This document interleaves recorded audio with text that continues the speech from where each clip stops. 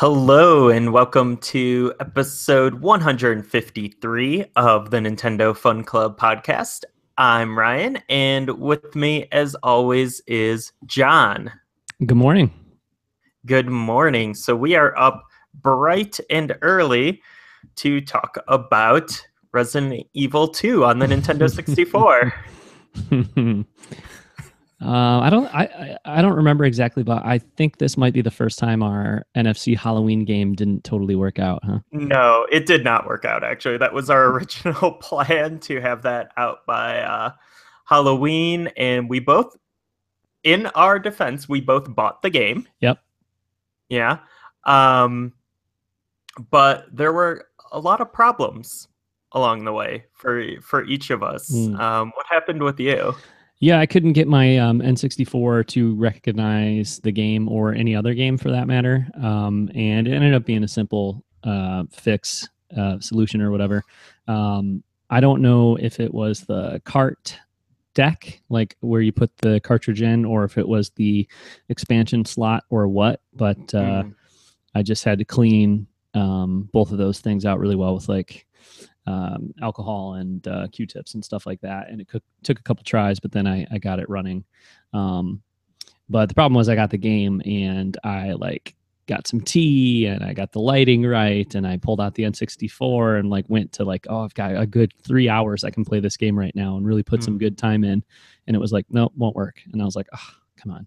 And at that point I wasn't sure, like, is it the cable, is it the power supply, like why won't this thing turn on? And I messed with it for like a half an hour, and then I didn't have time for a few more days when I finally did get it going. And yeah, anyway, it just it was a bummer. So, but it was also something where, like, had I been a little more savvy, I probably could have gotten it running that night had I thought to, like, you know, clean out the expansion port and stuff like that. So I don't know, whatever. But yeah, it didn't work.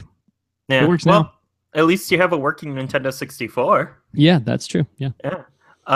Yeah, for me, I got the game the first day I played it. I played for about 3 hours straight, got pretty deep into the police station, and then went back a few days later to play, and my data was gone. And so then I started it up again. I thought maybe, maybe I saved to the wrong device, whatever. So I started it up with a different cartridge to check my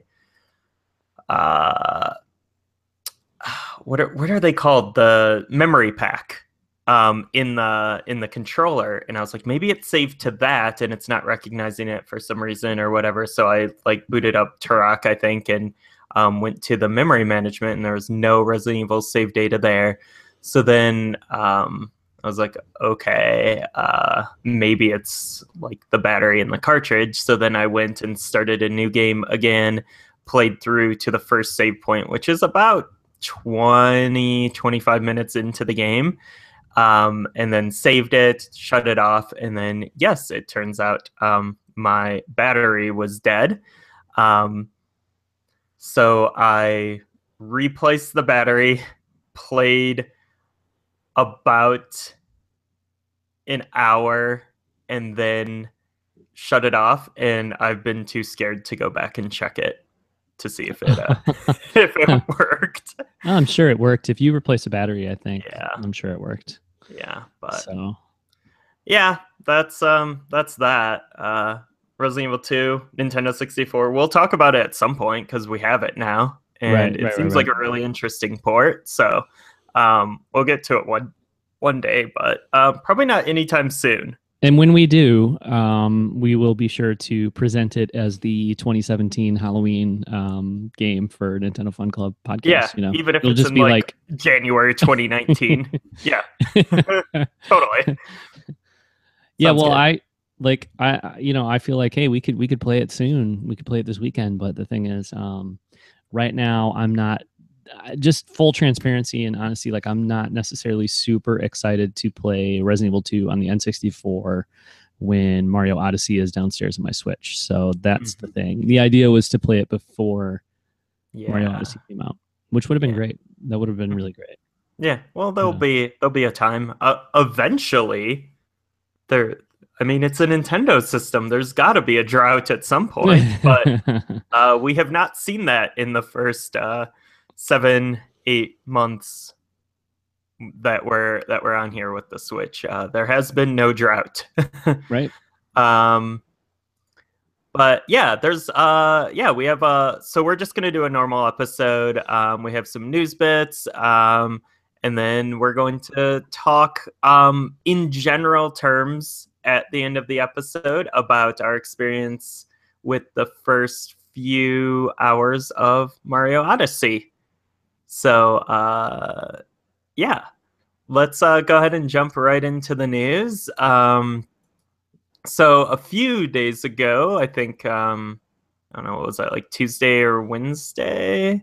It was Tuesday night. Yep. Tuesday night, there was an Animal Crossing mobile direct. So it's Animal Crossing Pocket Camp, which is it's the Animal Crossing game coming to Android and iOS devices. Is it what you expected, John? It is not at all what I expected. No, I expected some small slice of the Animal Crossing experience that would be a tease or a lead into the Switch Animal Crossing game. And I think that this will still be that. Like, I think they're not ready to talk about it yet, but whenever they do announce Animal Crossing for Switch, which I am thinking will be, maybe next spring or something at this point. It can't be. I think it's going to be coming soon. I'm hoping. Anyway, when they do that, I think that Pocket Camp will definitely have some connections to it, unless they scrap that plan. But I think that's what was originally discussed. Anyway, I didn't expect it to be such a full-on Animal Crossing experience because in terms of the core gameplay concepts and the moment-to-moment gameplay, stuff like that, it seems to be basically Animal Crossing on your phone, right? That was my impression from the direct. Yeah, it seems really robust. It seems like you're doing all of the Animal Crossing things, just maybe in a smaller space. Yeah. Mm-hmm. Like you don't have a whole town to manage and take care of. It's more of just managing this like mini like KOA campgrounds type experience. But yeah, I'm surprised how robust it is. Mm-hmm.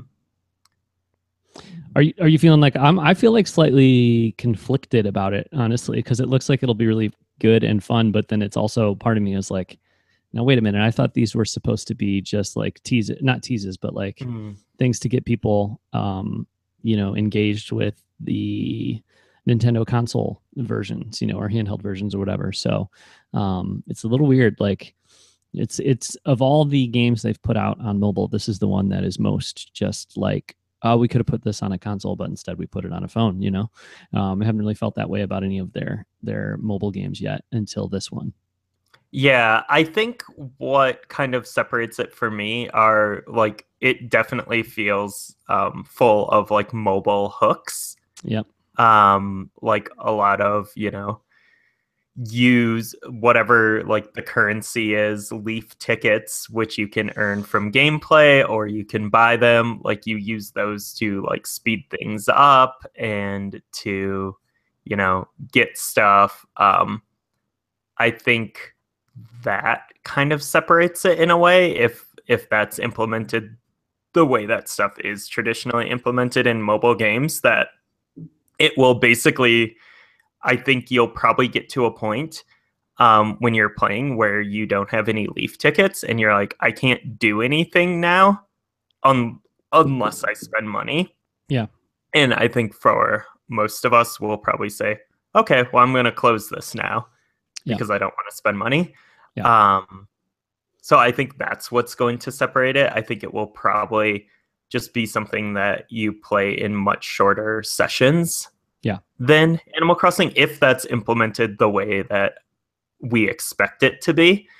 Well, somebody posted a GIF. I wish I could give credit to who it was, but I forget who it was. But somebody posted a GIF of, the little Animal Crossing boy or girl running up to an apple tree, knocking the apples off, and then like just like a text box popped up that said like, 29 minutes or whatever. Like basically you can't do anything with these apples right now because you're out of time to play the game.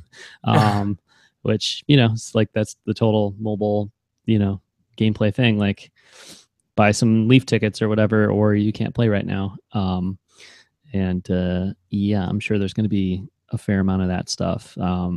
I trust Nintendo not to be too bad about it. You know what I mean? Like you should, I would imagine you'll be able to get like a decent amount of play in before running into that sort of thing. But I mean, that definitely makes me feel weird, to see like, oh, can't do anything with your Animal Crossing fruit because you haven't purchased enough time to play the game or whatever. It's like, makes sense. Not necessarily a bad thing. Just definitely feels weird.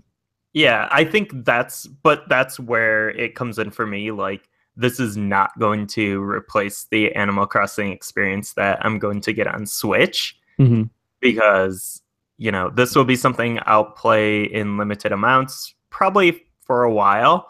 I usually last a few weeks, 2 or 3 weeks with Nintendo mobile games, and then they kind of go on the back burner. But I think it will be a cool, fun experience, especially with like some of the social elements. Because like the first week of Nintendo mobile games are always really fun with like, the social stuff because everyone is playing. Even like your friends who don't own Nintendo consoles. Yeah.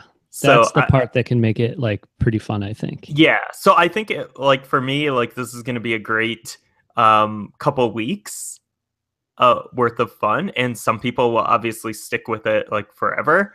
I will probably do about 2 weeks is my prediction, and then I'll just be eagerly anticipating Animal Crossing on Switch.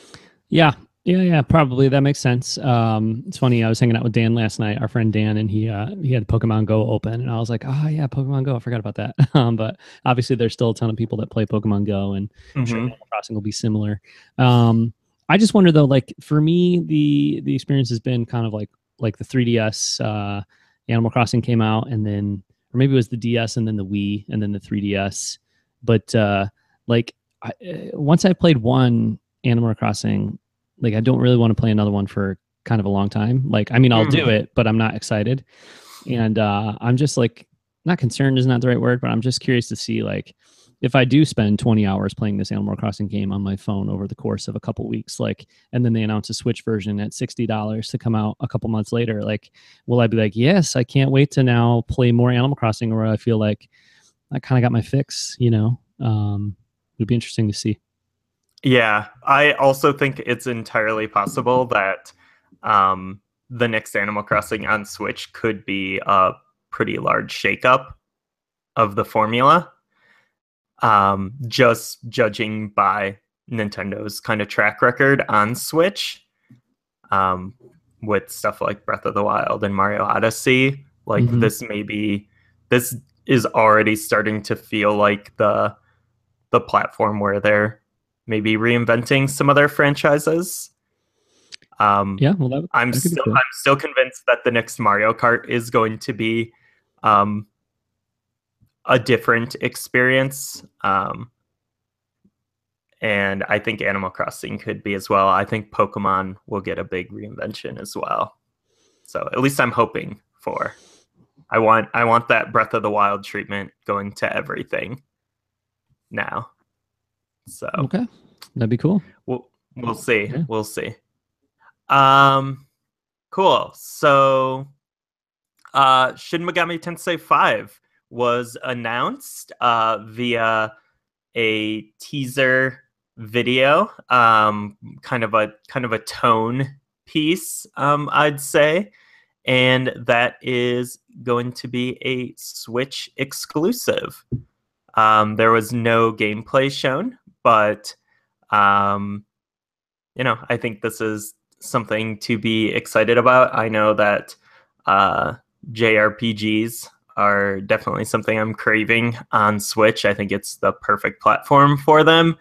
And Shin Megami Tensei 4 on 3DS was a great JRPG that I sadly never finished.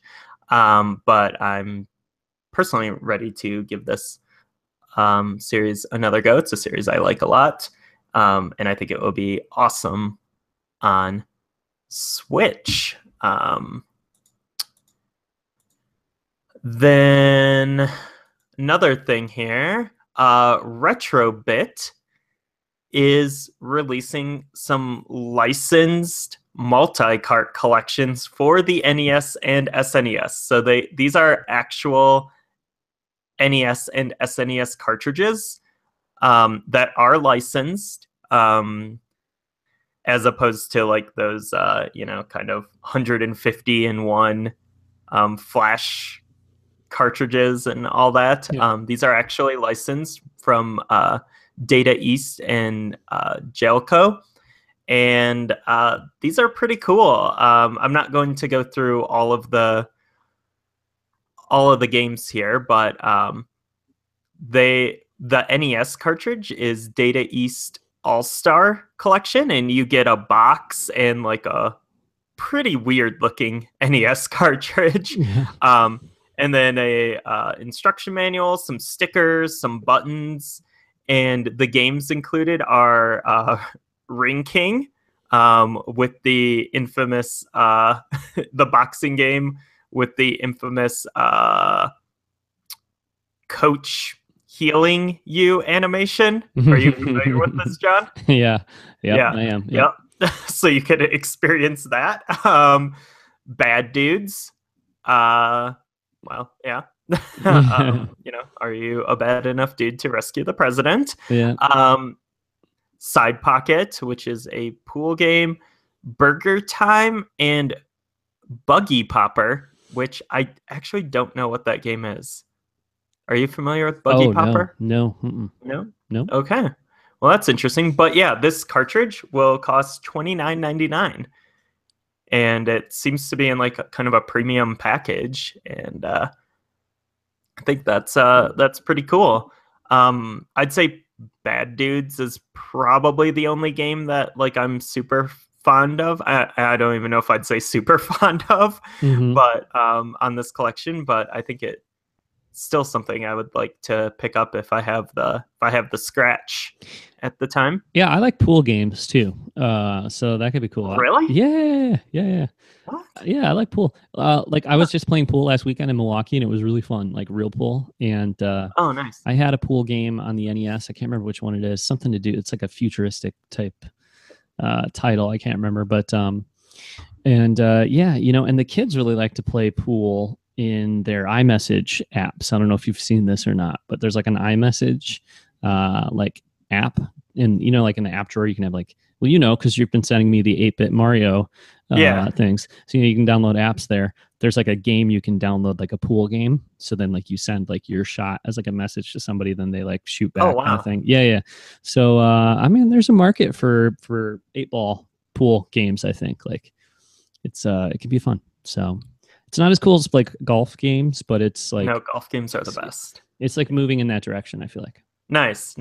Well, you'll also be interested in the next collection, the Data East Classic Collection, for SNES, which again, you're getting like a box, a cartridge, a pin, stickers, instruction manual, and you're getting Fighters History, 2 Fighters History games, which I think Fighters History is the game that I'm not totally sure, but I think this is the game that back in the day, Capcom sued Data East over, because it was too similar to Street Fighter. They actually took them to court.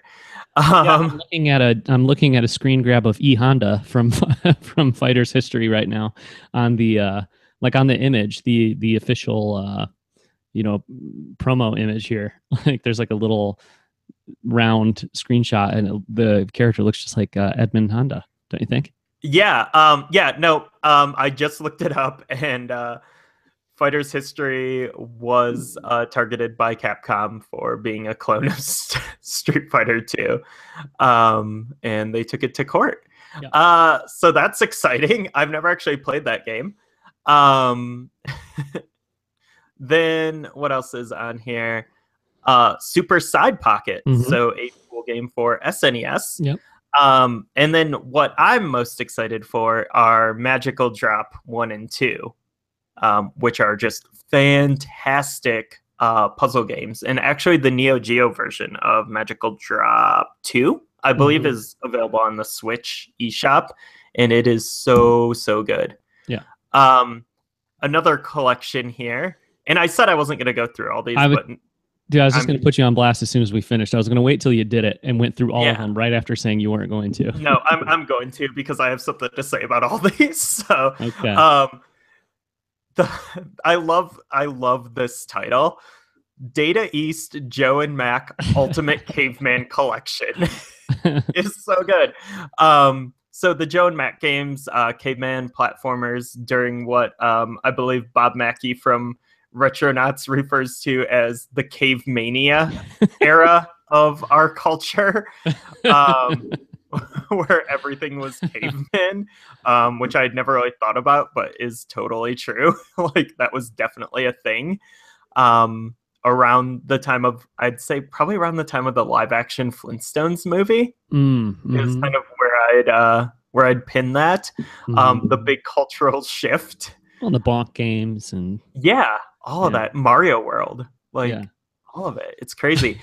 Um, So I've never played Joe and Mac 2, but the first game's pretty fun.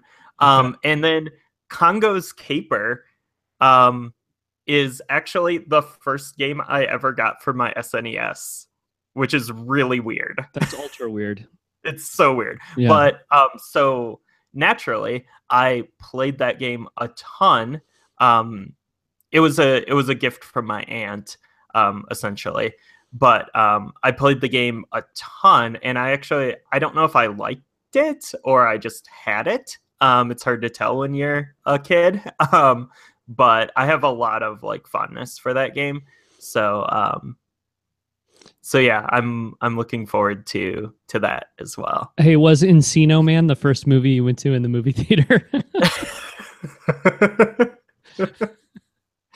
Oh, I love the I button. can't. I love the button here. Yeah. Joe and Mac and Joe and Mac and Joe and Mac. Oh That's God. pretty great. Yeah. That's pretty That great. thing. That Yeah. thing. Yeah. And then last is the Jalico Brawlers pack, which is like four, I believe, pretty mediocre Mm. belt scrolling brawlers. Um, that I don't know if Capcom took Jalico to court for making games too much like Final Fight. I don't believe so, but yeah, that's kind of what these games are. I've never actually played a Jalico brawler. So the games included are Rival Turf, Brawl Brothers, The Peacekeepers, and Tough Enough. Mm-hmm. Um, so I've never played any of these. I do like belt scrollers, 16-bit brawlers, but I feel like I have to buy this just on the basis of the button that it comes with that says, "Hey punk, are you tough enough?" And It's cool. that's pretty wonderful. Yeah. So I definitely want all of these. I think the price is great. Yeah. Like I'm actually really surprised how cheap these are. Especially considering like there was the announcement a couple months ago that Capcom was re-releasing Street Fighter 2 on cartridge and it was like $100. It's like actually $100. Yeah. No. Yeah. And it lights itself on fire apparently too. So Oh, I don't think that's no, it I don't has a think disclaimer with it, like though yeah, that it's that because it glows you in the know, dark or something, and I don't know. Yeah. yeah. But I was like, oh, well, that must be how much it costs to manufacture cartridges these days and make a profit. So I was like, well, I like that's cool. I'd pay that if like Square Enix released like Chrono Trigger or something on a cartridge. Sure, I'd pay $100 for it for a complete copy. But yeah, seeing that these the NES games are 30, the SNES ones are 35, and you're getting like this cool package, like I definitely think I'm gonna try to get these if I have the extra cash. Yeah, I mean to buy all of them would be pretty expensive, but like yeah, the price is good, and yeah, in comparison to other sort of like recent cartridge releases, the fact that it's a reasonable amount of money is cool. I mean, considering what the games are, I think it would be tough to charge a lot, but Yeah. this is the kind of thing that I feel like if other games were released on cartridges in like combo packs like this, even for like $50-$60, and it was a couple of games that people really liked, like I think that'd be huge. It'd be really cool. So Yeah. And we've talked about this for like years on the show because we've talked about like physical virtual console games and stuff. Um I want this to be a thing. Like I want like old games coming back the way vinyl did, and like I want reprints of like Earthbound and like all of this stuff yeah, in like GameStop. Like I think that would be really awesome because I feel like there's enough like clone systems out there now and there's more coming that like this could totally be a thing. I yeah, don't know. I for don't sure. know if people will like we're kind of in the early stages of it and I don't know if people will be drawn to it as much as they were vinyl when it made like a big pushback, but like it could be cool. I like Yeah. that companies are doing it. Yeah, and I remember when that Street Fighter game was announced or whatever, people were like, "Hey, I mean, it's expensive to like manufacture the cartridges, and like it's Mm-hmm. probably why they're charging so much." And then you're seeing like another company doing it for much less money. You know what I mean? So it seems to indicate that no, it's totally possible to put out a game for on cartridge for a lot less than $100. It's more of a situation where that release is just banking on the fact that people really want to collect something like that, which is fine. I mean, charge what you want for something and see if people want to pay that for it. I don't. You know what I mean? But Yeah. so anyway, it seems doable to do these games for less money, and that's cool. Yeah. Yep. And it has been happening for a while in Japan. They've been manufacturing Famicom and SNES cartridges over there, and it's been happening forever on like Dreamcast. I feel like there's like new Dreamcast games like every Sure. 3 months. So Sure. I hope it becomes like a big mainstream thing. Like it's crazy though because um, you do see like Retrons, like the new NES Retron that's like just plays cartridges. Like I saw that in a GameStop the other day, Oh yeah. and I don't know. I think there might be a push towards that because in a way, like it totally makes sense. Like I feel like the vinyl resurgence was in response to like music going more digital, and I feel like that's happening with games. Like a lot of people are buying their games digitally. So like how do retailers who used to sell physical games, like how do they do that now? And I think this is one solution. For sure. Hey, my favorite thing about recording our shows in the morning is how like you can see the sunrise like happening through the window behind me here. You know what I mean? Like it was pitch black out there when we started, and now the sun's coming up. It is still pitch black here. Oh, okay. Yeah. Well, you get up really early to do our show. Although maybe that's indicative of how much time we've spent talking about the news. But Actually, it's Sunday now. We just talked about showing back for 25 hours. Yeah, but this next story is incredible, and it's the one Yeah. I'm most excited about of all. It's Take super it good away. news. Yeah, well, so the company Analog, who is responsible for the Analog NT and Analog NT Mini in the past, which were, I would say, super expensive NES, modern NES consoles. They've announced the Analog Super NT, and it's really, really cool because it is much more affordable than those other systems.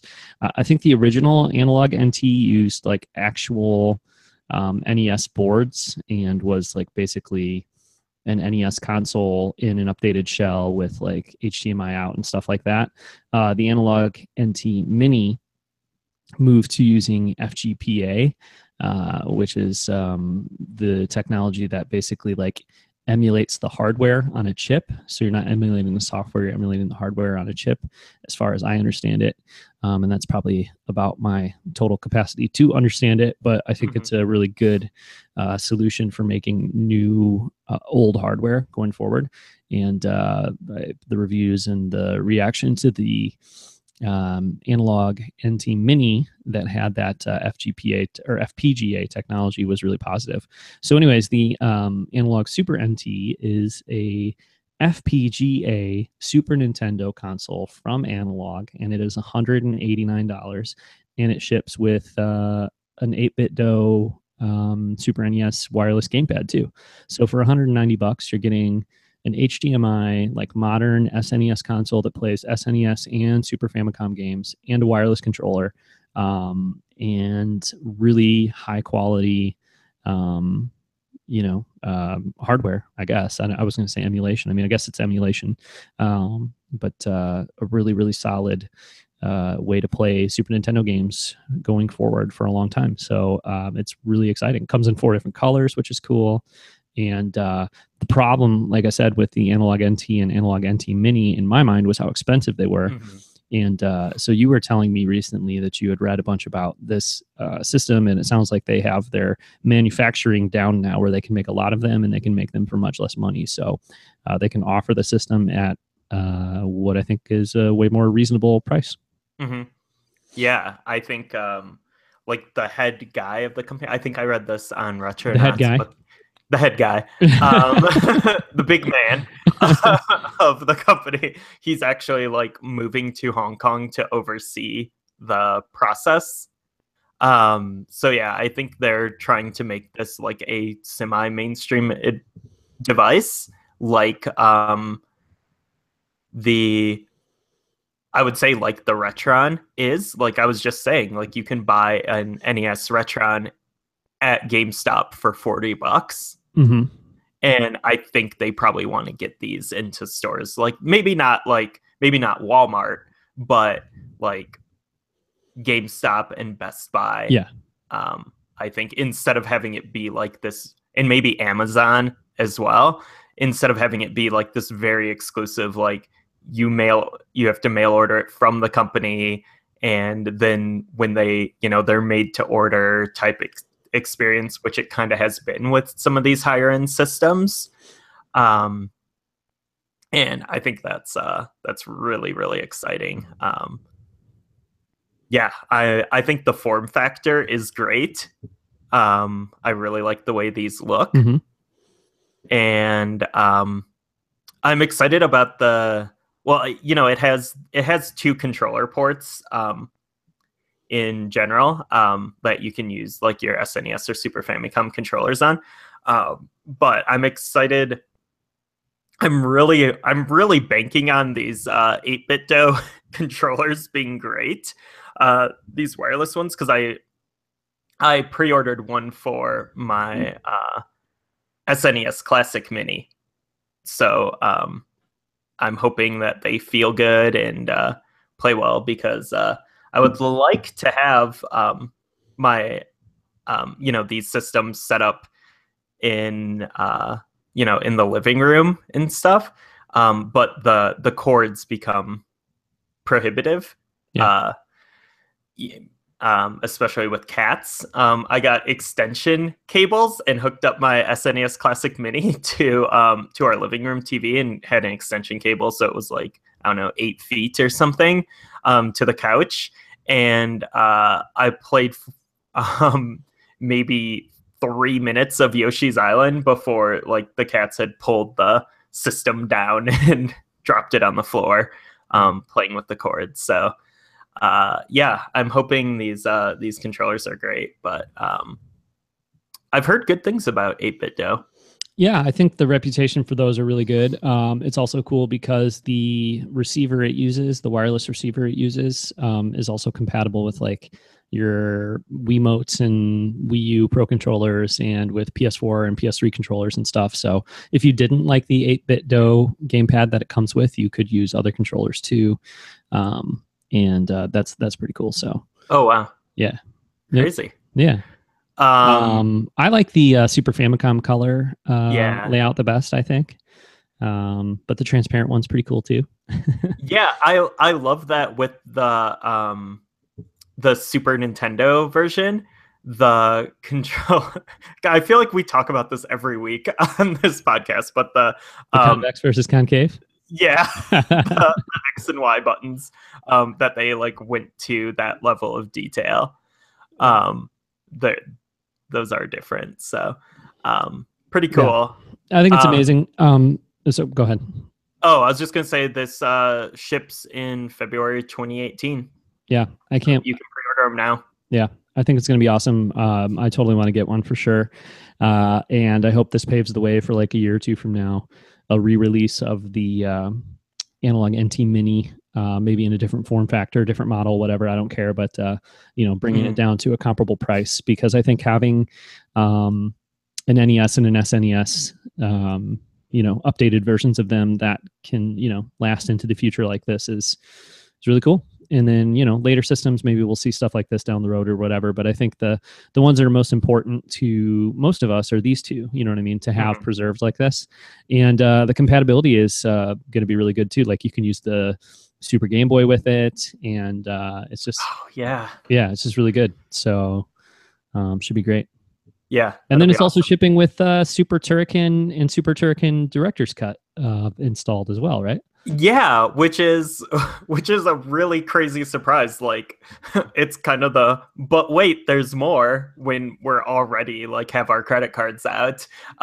Like yeah, this was Super Turrican is a game I've never actually played, but it's one I really want to, because it's developed by Factor 5, Mm-hmm. who would go on to make pretty much our favorite Star Wars games ever, the Rogue Squadron series. Um, but yeah, it's like a 16-bit run and gun game. Have you ever played it?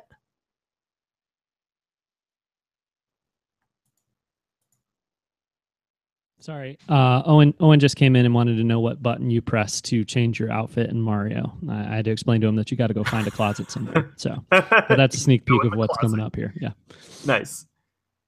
Have you ever played Super Turrican? Oh no. Okay. Cool. Well, me neither. I really want to.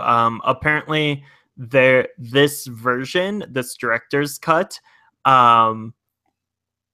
is like a higher megabit version of the game. It exists, but they were going to release it, but then they had to cut the game down to save costs on the cartridge. Yep. So it was never actually released, but it's going to be. Hopefully, when Analog does their Analog Wii, like 20 years from now, they get Factor 5 to put that unreleased Star Wars game on it. Oh man, yeah, that Rogue Squadron collection. Yeah. Nice. Yeah. Cool. Yeah. So that's just an awesome bonus. For sure. It's like a little Star Fox 2-esque. Let's talk Mario. But let's get towards talking Mario. Okay. I'm ready to talk Mario. You're ready? Okay. I'm ready to talk Mario. I'm ready to move past the news and talk Mario. Okay. But we can talk the other points real quick, though. Okay, real quick. I'll just do one of these. I'll just plug one thing. I reviewed Revenant Saga for Nintendo World Report. Revenant Saga is a budget price JRPG on the Switch eShop. It is $13, and it is about a 15-hour JRPG experience. It is, I would say, aesthetic wise, I would say early PS1. It's a little beyond SNES, but early PS1. Think Suikoden, Beyond the Beyond, that first wave of PS1 RPGs. But it's pretty simple. It is a decent game. I did finish it, but the plot is interesting. It is pretty poorly told, possibly due to technology, for sure due to an abundance of text. There's just way too much talking in static text boxes. But yeah, I think it's a decent, solid JRPG experience for the price. I love that. I love this idea of like a 15-hour JRPG that you can get for around $10. I would like to see more of that on the Switch eShop and in general. But you can check out my full review over at Nintendo World Report. And I will link that in the show notes. So, that said, Super Mario Odyssey. We both went and got it at midnight. Yep. I haven't opened my pre-order coin yet. Have you opened your pre-order coin? No, coin? I have not opened it. I haven't opened it either. What was your experience? My experience was, well, I was really excited because I don't think that the stores usually do this, but they opened, late for the Mario Odyssey release, but like instead of doing it at midnight, when it officially became Friday morning here in Illinois, they did it at 11 p.m. because the game, comes out on the eShop at 12:01 Eastern time. I'm in Central time, so they opened at 11, and I think usually they do midnight releases, not like 11 p.m. releases. So I don't know for sure. That's a thing now. It is a thing now. Yeah. Good. Yep. So yeah, so like out on the West Coast, you could get the game at 9:00, I think, right? So that's cool. So you were able to go get it at 10, right? I got mine at 10, yeah. Yeah. So we got there at like 10:15 into the parking lot because they were going to open at 11 to sell the game, and they were letting people in by like 10:15. Maybe we got there at 10. They let us in at like 10:15 or whatever, and they actually like rang up our transactions and stuff at like 10:30. So then like once it hit 11 o'clock, we could just walk up to the counter, grab the game, and leave. So that was cool. There's probably like 30 people there maybe, and they had a bunch of Mario merch on a table up front. They had like Mario Uno and all the amiibo and stuff like that. So that was cool. And definitely they had that Mario Odyssey bundle there as well. So it was a like pretty fun, like, everybody was really excited and there was a lot of Mario stuff to go around, and it's really cool. Went with Rich and Kevin, and it was good. What was your experience like? Yeah, mine, I actually bought the game at 10 p.m. my time. I got to Best Buy at 9:50, and then they did not let us in until 10 o'clock. We stood in line until 10, and then they just brought us through the line to the register. I think of our crowd, mostly people were buying Mario. There were a handful of people buying Assassin's Creed and Wolfenstein 2, which also released at the same time. But yeah, I got my Mario, which I had pre-ordered, and then I picked up the 3 Wedding Amiibo as well, which I also had pre-ordered. And then I got Wolfenstein 2 for PS4, which I also had pre-ordered. And I got a Mario Odyssey poster. Did you get a poster? Yeah, they gave us a poster, yep. Nice. And then the collector coin as well, which will go in a box. And I will find it next time I move and be like, oh, I remember when I got this. Yeah. But yeah, it was a cool experience for sure. Yeah. So then I went home and I played the game for about 2 hours, hour and a half, 2 hours that night. I think I played for like an hour, took a half-hour break, then played for another half an hour, and ended up being like close to 2 when I was like, okay, I got to go to bed. Wow. Yeah, so I put some time in last night, or no, 2 nights ago now, and then tried to play a few times throughout the day yesterday and played a little bit last night, and then I even woke up and played a little bit before we started recording early this AM. So nice. You've had a few sessions. That Thursday night after it came out was the longest longest I've been able to play, but it's been great. So So how we're gonna keep this pretty general because I think like Breath of the Wild, it's not a linear path, and I think everyone's experiences are going to be very different. So we'll keep it fairly general, but I'd say we could measure our progress in how many moons we've collected mm-hmm. so far, I think, and maybe how many kingdoms we've visited. Does that seem fair? It does seem fair. It does, and I don't know. I mean, like I think we could probably talk a fair amount about like one of the kingdoms that you go to very early is one that is in the demo that they've been showing off since E3, which is that Sure. desert. I feel like what's the harm in talking about that one? Yeah. Or really, like I'm only how many kingdoms have I been to, Ryan? One, two, three, four kingdoms, maybe either Okay. 4 or 5. So it's like I don't know how many there are. Mhm. I've been avoiding reading reviews because I don't want to like know that Yeah. much about the game. So I don't know, how many kingdoms there are, but I've been only to the first handful, and really it wasn't until last night that I got past what I would consider to be the first. If you're kind of playing through and like moving from one kingdom to the next as soon as you can instead of like sort of stopping to smell the roses, like I'm about 2 hours worth of kingdoms is what I've seen, so it's Yeah. not like I've seen a ton that I could really spoil for people anyways. You're talking Yeah. about the first couple levels of the game basically. Yeah. I've been I think I'm on 6 Okay. kingdoms, and I'm at about 105 moons. Okay. I am at 75 or 80 moons, I think. Okay. Yeah.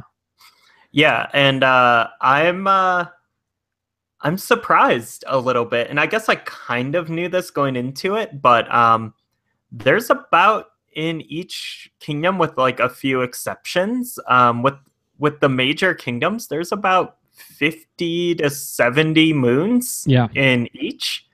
Um, Yeah, the that first few have like a little bit less than that, but it seems yeah, like going forward they're going to have around that number. yeah. Yeah. Um, Which is cool. It's like there's so much to do. Basically, the way I've been playing so far is like I would say you get to a kingdom, and then there are, I don't know, non-negotiables, probably not the right word, but there are like mm, the maybe 10 to 12 to 15 moons that you kind of have to get, and you will get as you just sort of play the standard route through. mhm. And there's a boss fight which comes at the end of that sort of progression.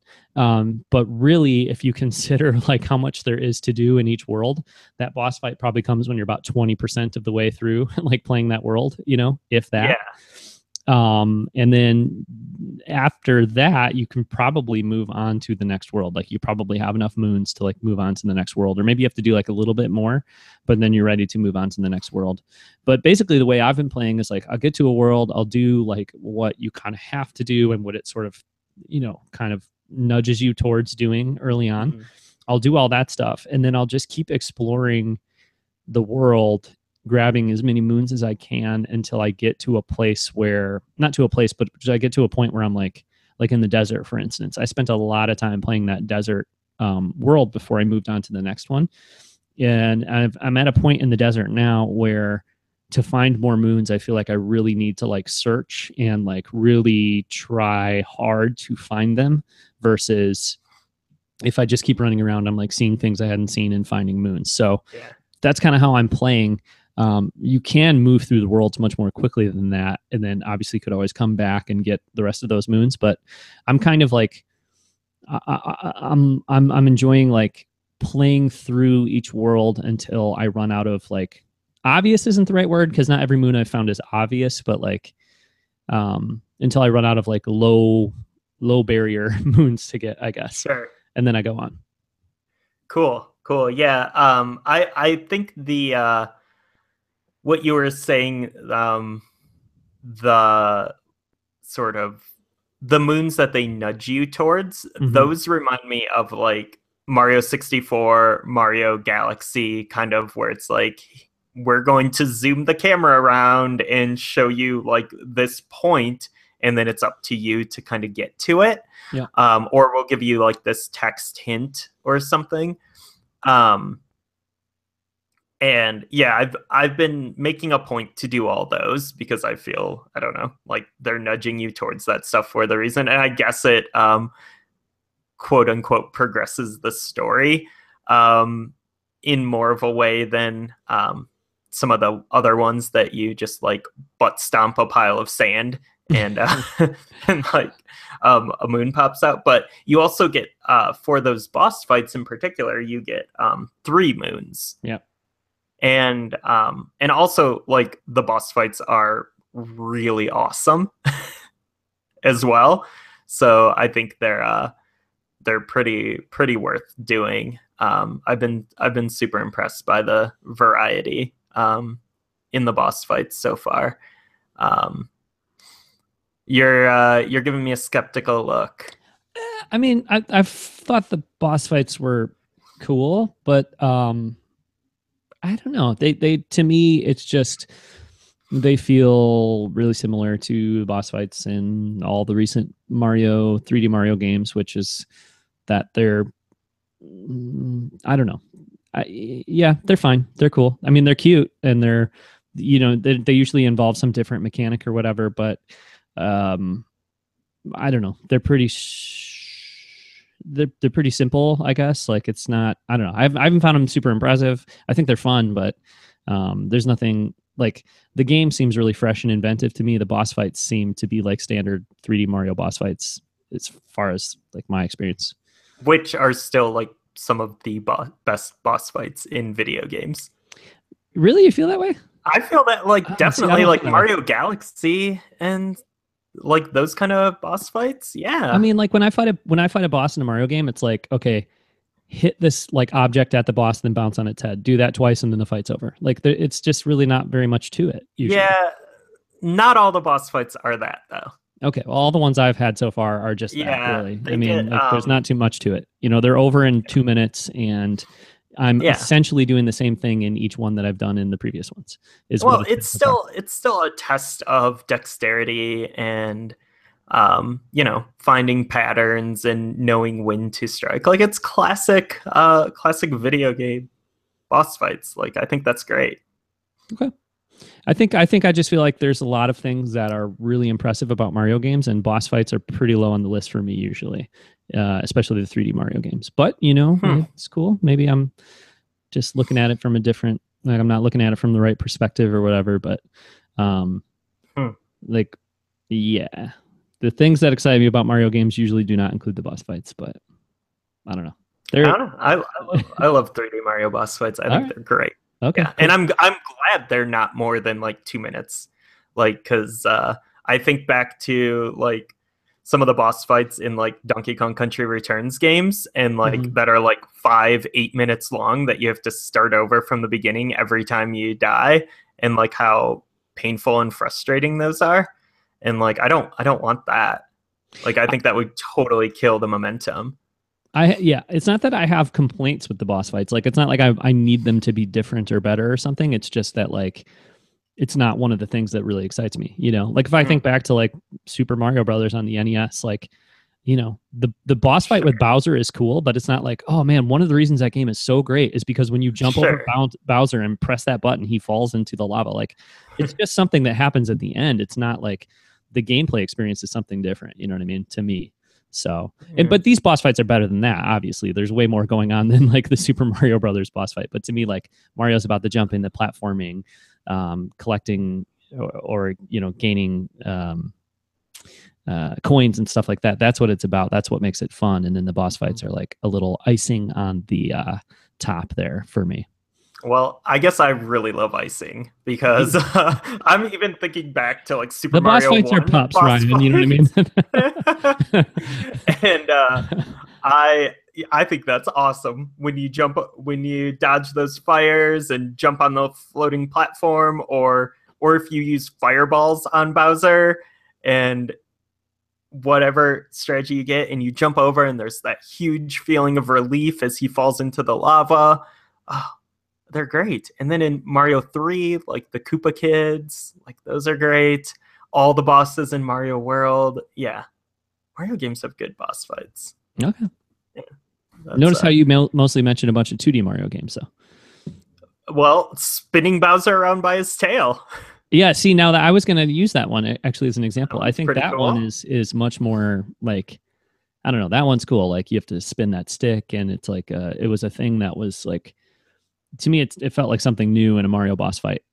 These boss fights that I've had so far feel like the same boss fight I've been doing in 3D Mario games for the last 20 years, and I don't have a problem with it, but it doesn't excite me. And there's a lot of things that are really inventive and creative in these games, and like the boss fights just are not part of that for me so far.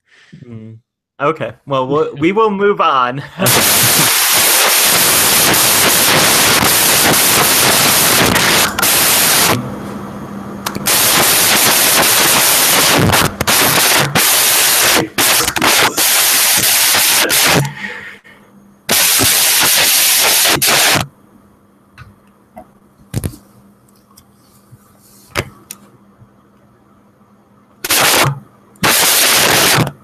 I don't know what happened, but I'm just hearing fuzz from you, like just fuzz and noise. Yeah, just fuzz and noise is all I'm hearing.